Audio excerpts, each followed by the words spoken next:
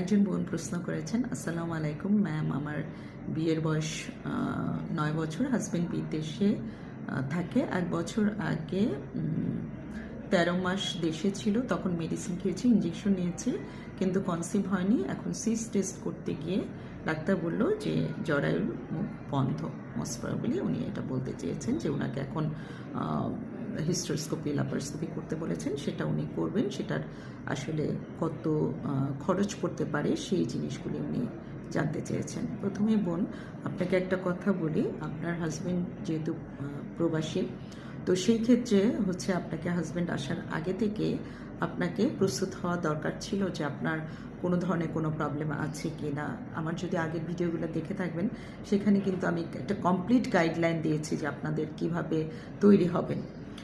দ্বিতীয় কথা হচ্ছে 13 মাস ধরে আপনি ওষুধ খেয়েছেন, ইঞ্জেকশন নিয়েছেন, এটা কিন্তু আমরা একদমই করি না। কারণ 2 থেকে 3 মাস ওষুধ ইঞ্জেকশনের পরে যদি কনসিভ না করেন, তখন কিন্তু আমরা টিউবের টেস্টটা করি। সেটা হচ্ছে টিউব টেস্ট করে দেখি যে টিউবে কোনো প্রবলেম আছে কি না।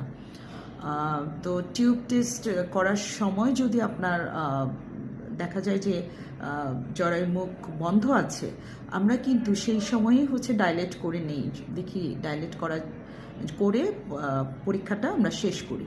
যদি দেখা যায় যে আপনার অনেক বেশি, যে ডাইলেট করার মতো অবস্থান নেই বা করতে পারছেন না, তো সেই ক্ষেত্রে কিন্তু তখন আমরা হিস্টোস্কোপির মাধ্যমে যাই। হিস্টোস্কোপি হচ্ছে একটা যন্ত্র যেটার মধ্যে ক্যামেরা থাকে। সেই ক্যামেরা ল্যাপারোস্কোপির মতোই, ল্যাপারোস্কোপি দিয়ে যেমন আমরা পেটের ভিতরেরটা দেখি, হিস্টোস্কোপি দিয়ে আমরা হচ্ছে জরায়ুর ভিতরটা দেখি।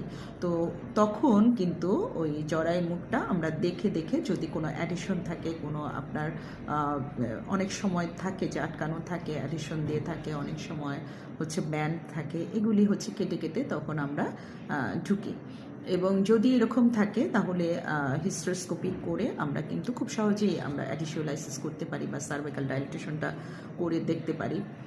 আর আপনার যেহেতু ওই 13 মাস এত ওষুধ ইঞ্জেকশন নেওয়ার পরও কনসিভ হয় নাই, আপনার কিন্তু শুধু হিস্টোস্কোপি করলে লাভ হবে না। আপনার হিস্টোস্কোপির সাথে অবশ্যই ল্যাপারোস্কোপি করতে হবে, যেটাকে আমরা ফার্টিলিটি ভাষায় ল্যাব হিস্টোরো বলি। তো ল্যাব হিস্টোস্কোপি করে, মানে ল্যাপারোস্কোপি এবং হিস্টোস্কোপি করে আপনাকে কমপ্লিটলিভাবে দেখতে হবে যে আপনার প্রবলেমটা কোথায়। সেই প্রবলেমটা খুঁজে বের করে সেটা চিকিৎসা করলে আপনি সহজেই কনসিভ করতে পারবেন। এটা হচ্ছে প্রথম কথা। দ্বিতীয় কথা হচ্ছে যে আপনারা খরচের কথা জিজ্ঞেস করেন। আপনারা তো সবাই জানেন যে খরচ, আপনি যদি প্রাইভেটলি করেন একরকম খরচ, আপনি যদি আমাদের মতো ফার্টিলিটি স্পেশালিস্টদের কাছে করেন তাহলে একরকম খরচ।